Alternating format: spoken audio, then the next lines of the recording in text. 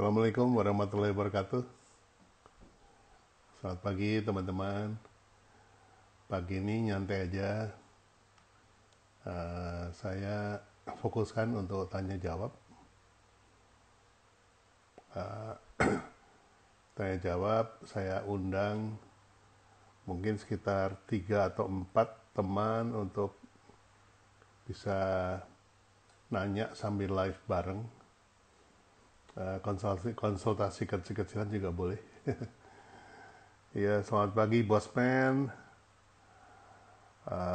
Mas Mardiku tumben-tumbenan nih. Lagi nggak, lagi nggak rapat Zoom.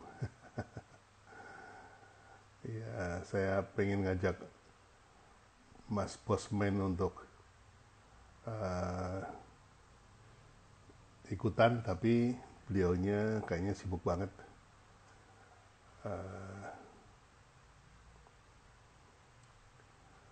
Oke, yang ingin tampil bareng saya siang pagi ini dan juga mau nanya-nanya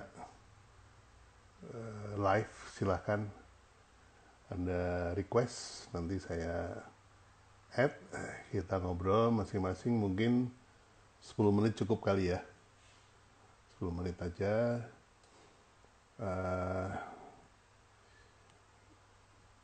Ya, ini sudah ada yang request untuk ngobrol. Mas Imam Subekti. Oke, kita gabung ya. Silakan kalau mau nanya apa aja. Ini lagi tersambung sama Mas Imam. Belum mandi juga nggak apa-apa. Saya juga tadi mandinya buru-buru karena lupa kalau pagi ini harus menyediakan waktu untuk menjawab tanya jawab sama teman-teman. Sudah terkonek tapi gambarnya nggak ada, Mas, sebagai Mas Imam.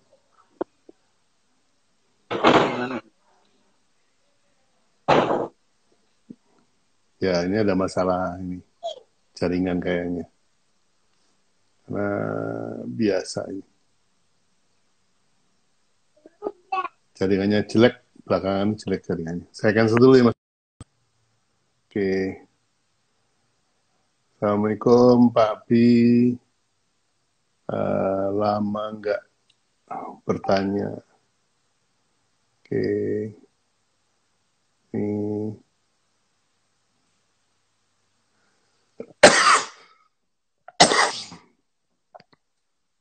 Mas Martigo mau live bareng saya? Silakan request tak add andanya.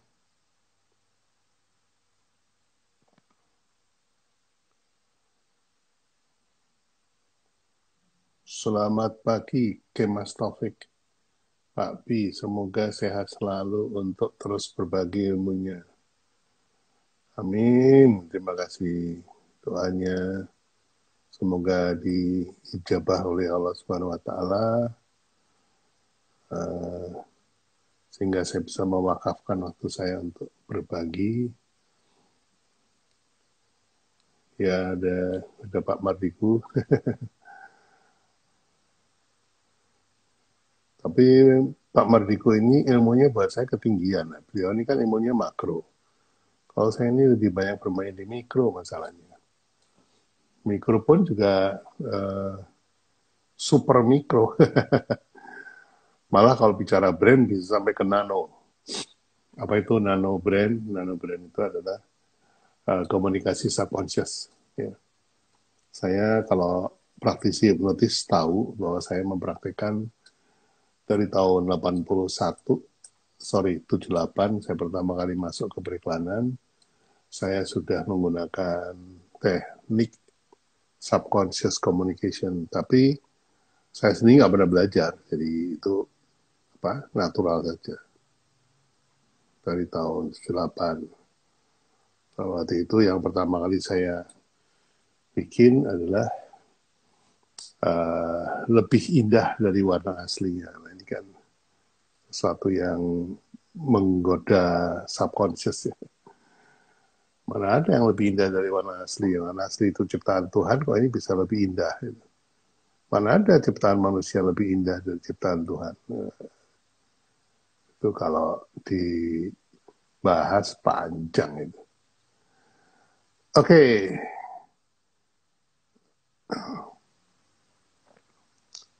Mas Nano Prianto, silakan masuk. Monggo, mau nanya apa? Mudah-mudahan nggak ada masalah dengan jaringan, jadi bisa ngobrol bareng saya. Ya. Halo, selamat pagi. Selamat pagi, Assalamualaikum Mas Nano. Ya, Waalaikumsalam, Pak Tri. salam kenal. Ya, Ya, gimana? Mau nanya apa nih? ini Mau ngobrol apa? yang kemarin saya sudah japri Pak B. Saya kan punya aplikasi bimbingan belajar online seperti Ruang Guru, Pak B. Gitu ya? Ya, Ya, ya, saya udah baca. ada mulai dari kelas 4 SD, 5, 6, SMP 7, 8, 9, kemudian SMA 10, 11, 12. Kemudian saya kembangkan di SMK dan juga persiapan masuk perguruan tinggi, Pak B. Nah, kalau posisi sebelumnya itu saya awal brandnya itu ada di Solo, Semarang, Jogja dengan nama Jenny School. Itu sejak tahun 2007. Kemudian saya kembangkan dengan online. Ya, kalau dengan online ini saya kembangkan dengan nama Genius. Genius. Itu baru muncul awal tahun ini, Pak. Ya, ya. Tahun 2020. Kemudian baru penjualan di 3 bulan awal cukup bagus memang. Januari, Februari, Maret begitu ya. Tapi kondisi sangat luar biasa. Goncangannya ya, terutama di bimbingan belajar offline. Dan ini juga ngaruh di online hingga akhirnya kami putuskan untuk gratis. Jadi kami gratiskan mulai dari Maret sampai rencana nanti Juni, Pak B. Iya, iya. Kemudian saya kembangkan lagi fitur sekolah online. Jadi sekolah online ini saya kembangkan untuk guru-guru. Jadi guru-guru yang menggunakan pembelajaran daring, itu saya kembangkan, saya berikan gratis. Karena kebutuhan sekolah, terutama di daerah-daerah, untuk aplikasi ini sangat minim. Begitu. Penggunaannya kalau yang pakai Google Classroom ataupun Google Form, itu kurang optimal. Ya, betul. Kurang bisa kontrolnya, kurang optimal. Nah, saya bisa memberikan fasilitas ini.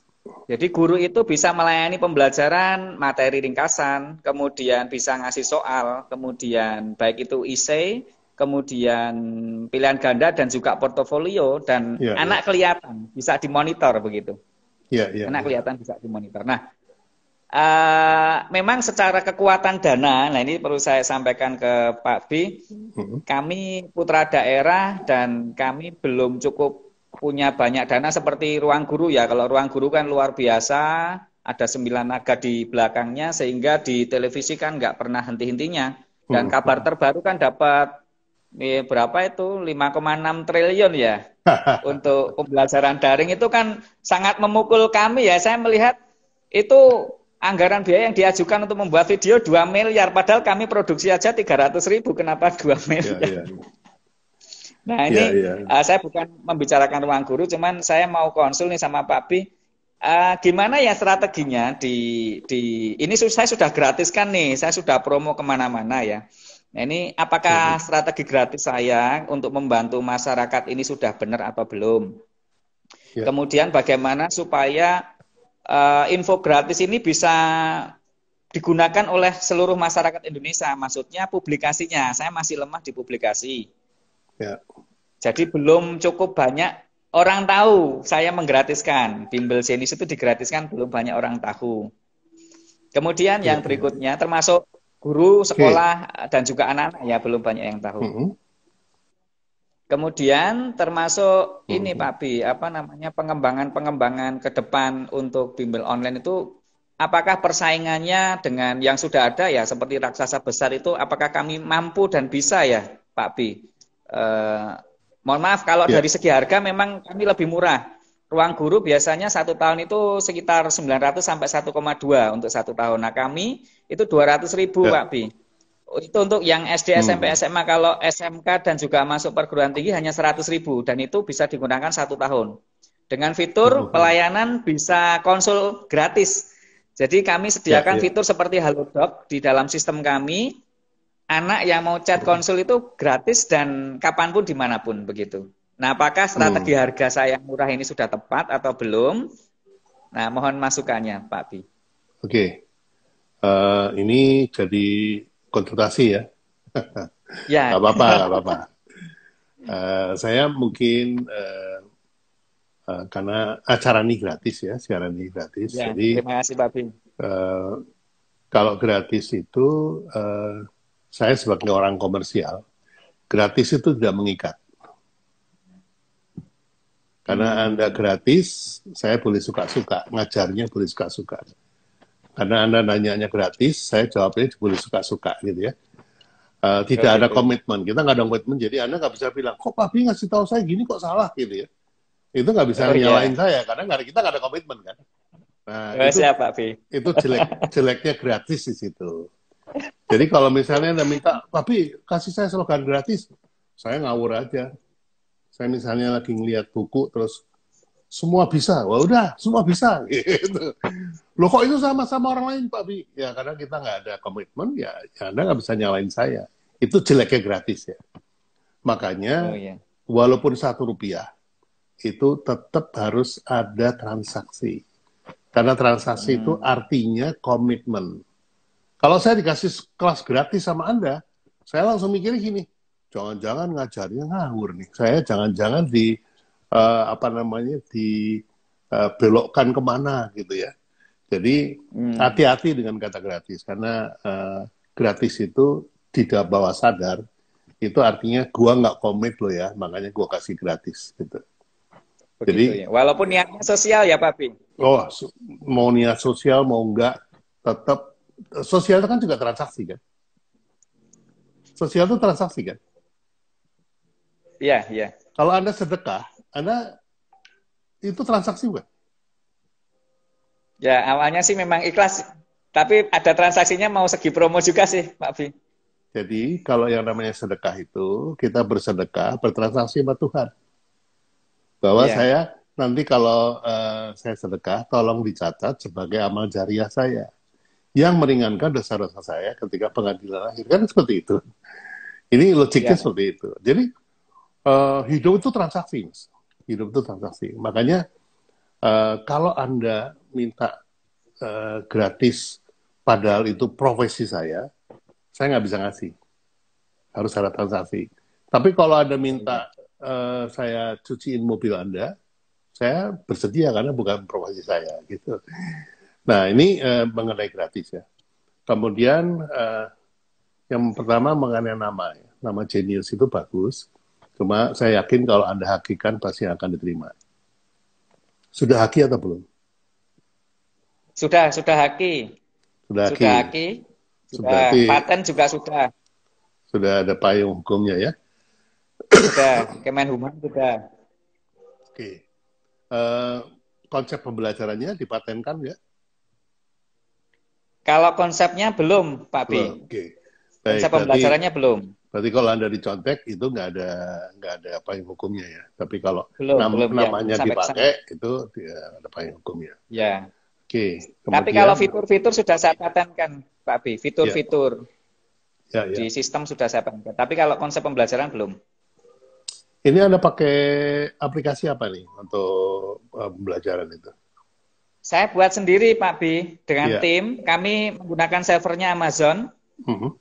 Amazon, kemudian kami kembangkan sistem komunikasi chatnya itu dengan Qisqas. Qisqas itu miliknya, seperti yang Halodoc gunakan, itu Qisqas. Jadi dalam sebuah aplikasi tersebut saya kembangkan ada chatnya dengan mentor seperti Halodoc itu, kemudian konsultasi guru juga sama kayak ada grup WhatsApp di dalam sistem saya untuk anak-anak yang mau belajar kelompok begitu. Semuanya texting ya? Semuanya texting. Gimana? Texting atau ada visual seperti ini? Ada visual seperti ada ini visualnya, atau ada pakai textingnya. Oh Ada gitu visual, ya. ada Oke. tekstingnya. Ya, Oke, nanti saya pelajari dulu ya, baru saya bisa kasih ya saran. Pak Karena Bi. kalau Ya, saya hanya dikasih tahu secara verbal, belum melihat, mungkin saya belum bisa ngasih saran. oh, iya, ya, Tapi masalahnya begini Mas, besar kecil itu bukan bukan apa namanya, bukan halangan ya. Saya malah kalau ada klien datang ke saya gitu, kemudian dia bawa produk saya ini masih kecil Pak Bi, ini korporat ya, bukan UKM. ya, Bisa nggak kita melawan saingan gitu. Waktu itu ada klien saya bikin sabun colek namanya Bukrim gitu ya. ya, Lawannya kan sabun colek yang udah gede ya, raksasa, itu grupnya Wings gitu. Grupnya ya, Wings itu ada Wings Biru, ada Spoon Ekonomi, ada Dangdut gitu. Tiga itu sudah 1,2 triliun, omsetnya dari waktu itu 1,5 triliun pasarnya. Jadi kan gede ya. banget gitu. Ambisinya itu nggak gede-gede sih, ngambil 10% saja dari share-nya mereka gitu. Iya. Nah, dari 1,5 itu, yang 1,2 mereka punya, bertiga merek itu, sisanya itu punya UKM gitu. Nah, yang Ya. tanpa brand. Nah, ini yang saya sasar pertama adalah mereka untuk basis pertama. Setelah kita punya Iya. basis, baru kemudian kita lawan yang gede gitu. Nah, lawan yang gede kita cuma butuh waktu 1 tahun untuk ambil 40% penghasilan mereka. Gitu. Bisa ya Pak Bi? Asal, oh bisa. Ini kan Wah, semua saya berarti prosesnya di harus sini. konsul. Ya, Prosesnya itu kan kan di sini, pasalnya sangat bukan. gede ya. Saya lihat Ruang Guru itu Pak Bi, itu 17 triliun setahun omsetnya Pak Bi. 17 triliun. Nah, Hmm. saya hanya ngambil 1%-nya aja tuh. Ya. Target kami hanya 1%-nya aja dari Ruang Guru itu. Jadi 1,7 T lah targetnya setahun. Tapi saya masih berkecil hati nih. Bisa nggak ya? Karena raksasa di selama sana semua. selama Tapi kalau itu ya ada masih terjadi di dunia, segalanya bisa mungkin terjadi. Ya. bisa ya. Cuman kadang Pertanyaan saya saya kecil Pak Bi. ya gini, dulu pertama kali orang tahu deterjen adalah Rinso, ya. Ya, Semua orang ya pakai betul. Rinso, semua orang pakai Rinso, udah fanatik abis sama Rinso. Nah, Ya, muncullah yang namanya Soklin. Kenapa ya, Soklin bisa muncul? Padahal dia kecil sekali. Gitu. Karena yang dimanfaatkan oleh Soklin adalah rasa bosan terhadap produk yang dipakai. Gitu. Gitu, Mas. ya betul, betul. Jujur aja sebetulnya kita kan juga bosan juga sama istri kita kan. Tapi kan masalahnya kita komit sama istri kita. Kan gitu. Tapi ada rasa bosan itu gitu loh. Oleh karena Nah, itu dari rasa itu ini ya peluang ya. Jadi ada peluang di situ. kejenuhan, itu peluang Iya, ya kita masuk ya. iya. Nah kita amati apa yang mereka nggak punya, kita punya. Gitu. Nah, Ya, kalau biasanya udah gede, itu mereka rigid, bergeraknya sulit. Kalau merubah mata pelajaran itu, mereka harus rapat dulu, riset dulu, dan ya, segala ya, macam. Karena risikonya gede, 17 triliun kan. ya, Nah, sementara ya. kalau Anda itu mau ngerubah, ya ubah aja. Tambah aja ini, tambah pelajaran itu, enak aja. Karena apa? Iya, Karena nggak saya perlu, setiap minggu nah, bisa berubah, nambah fitur. nah itu dia. Nah, itu jadi eh, pakailah atau manfaatkan kekuatan Anda yang kecil ini, yaitu bergerak cepat. Ya. Ya, Jadi kecepatan itu adalah kekuatan dari si kecil yang tidak dimiliki oleh si besar. Ya. ya, Si besar kecepatan itu, ya, ya si kecepatan. besar itu punya power, tapi masih Putri Ya, Putita, makasih. Ya, mau kopi. Nah, si besar ini kalau dia mau bereaksi lama, Mas. Gitu. betul. Nah, ini bagaimana saya membesarkan dulu produk-produk kecil itu spesialisasi saya, karena saya hanya menangani 2 saja merek internasional. Sisanya tuh merek lokal semua, mulai dari kecil. Gitu. Ya, Jadi ya, ya. semua juga mulai dari kecil ya, kayak misalnya Polytron itu kan nomor 32 dari 32 merek, bayangin Mas. Udah buntut juru kunci gitu. Soalnya akhirnya dia mencuri market share 25% enak aja tuh dalam waktu 2 tahun gitu ya. Iya. Kemudian Berarti kecepatan, kegesitan itu ya, dan Pak Bi ya, kecepatan. kemampuan untuk melakukan subliminal communication itu penting. Itu brand itu adalah apa namanya subliminal communication. Jadi memang diarahkan untuk brain hacking. Jadi brand kita masukkan ke dalam subconscious mind. Nah ini yang pasti mereka yang gede itu nggak mikirin itu karena mereka udah besar gitu ya. Tapi kita bisa mencuri. Ya. Apalagi murid-murid itu kan sebetulnya yang nyuruh belajar kan orang tuanya ya.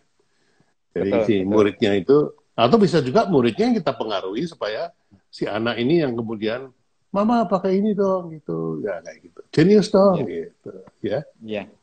Oke, jadi Mas Nado, ini saya stop. Anda punya, saya kasih kesempatan teman-teman lain untuk nanya. Terima kasih Pak Bi. Nanti mohon bisa dilanjut lewat jaringan pribadi ya Pak Bi. Saya mau konsul. Boleh. Iya. Ingin dibantu untuk melejit lebih gede. Siap. Oke Mas Nando, terima kasih. Assalamualaikum. Terima kasih Pak Bi. Waalaikumsalam warahmatullahi wabarakatuh. Selamat pagi. Ya, tadi barusan Mas Nano yang nanya, beliau membuat seperti ruang guru, tapi namanya Genius, tadinya offline, bimbel offline lah tadinya ya kali. Kemudian sekarang sudah menjadi bimbel online. Nah, siapa lagi yang mau nanya, silakan request untuk live bareng saya. Nanti kita ngobrol-ngobrol. Brownies meleleh, Sentana join. Apa itu? Ini komennya suka aneh-aneh ini kalau pagi ini. Apa belum pada ini ya, sadar. Oke, ini ada pertanyaan. Assalamualaikum Pak Pi. Apa yang harus dilakukan untuk UMKM dalam kondisi COVID? Oke. Warung apa itu? Warung Setahes apa itu? Warung sehat di balik kali ya. Warung Jos Tahes ya. Warung Jos Tahes. Oke, memang yang paling terpukul adalah bisnis yang mengandalkan traffic offline ya. Traffic manusia datang ke restoran atau manusia datang ke sebuah event gitu. Itu pasti paling terpukul. Makanya sektor pariwisata itu ancur-ancuran. Dan otomatis juga pendukung dari sektor pariwisata ikut hancur. Hotel, restoran, kemudian toko oleh-oleh itu semuanya pasti karena nggak ada traffic manusia. Nah, karena nggak ada traffic manusia ini, karena semua orang tinggal di rumah, maka kita lihat apakah ada peluang yang masih bisa kita lakukan untuk melayani orang-orang di rumah. Ya. Karena kalau produk Anda adalah restoran, tadi itu restoran Jos Sehat tadi, itu orang kan pasti harus makan gitu ya, harus makan. Dan tidak semua orang itu bisa masak. Jadi coba Anda untuk UKM ya, UKM itu kan skalanya kecil, nggak usah nasional dulu lah, lokal saja, lokal. Jangan lokal pun juga jangan kota, udah kampung aja, kampungnya atau desanya, gangnya ya. Di gang ini Anda layani. Jadi orang-orang yang tinggal di gang itu Anda layani untuk makannya. Misalnya dalam satu gang itu ada berapa rumah? Mungkin 100 kali ya, 100 rumah. 100 kalau misalnya per rumah itu belanjanya 100.000 aja, itu sudah 10 juta gitu. Ya. Jadi apa yang Anda lakukan? Anda ini dulu membayar mereka itu ditarik untuk langganan catering dari Anda. Jadi Anda mengubah diri dari restoran menjadi ghost resto. Ya. Ghost resto itu adalah restoran yang melayani pengiriman, delivery. Nah, restoran Anda kan ada dua bagian nih, bagian belakang sama bagian depan. Ya. Bagian depan itu dilayani oleh para kru yang melayani customer yang datang, mempersilahkan duduk, ngambil menu dan segala macam.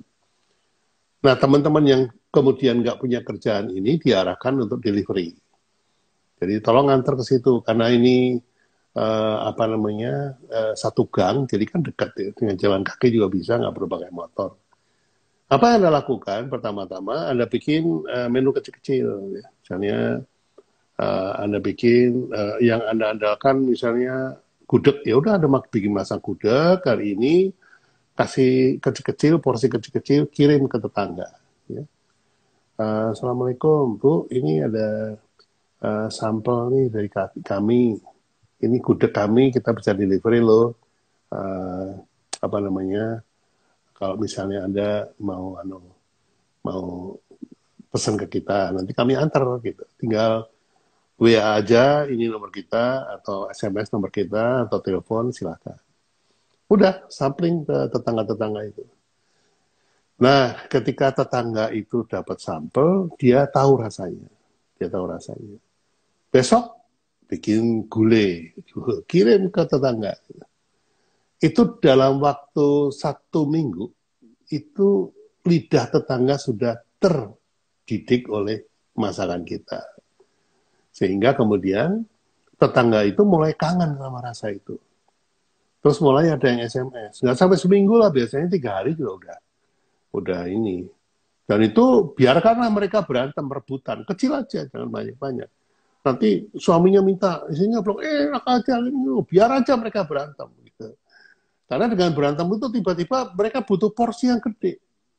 Nah, porsi gede itulah kemudian Anda layani. Ya. Kira-kira seperti itu jawaban saya. Nah,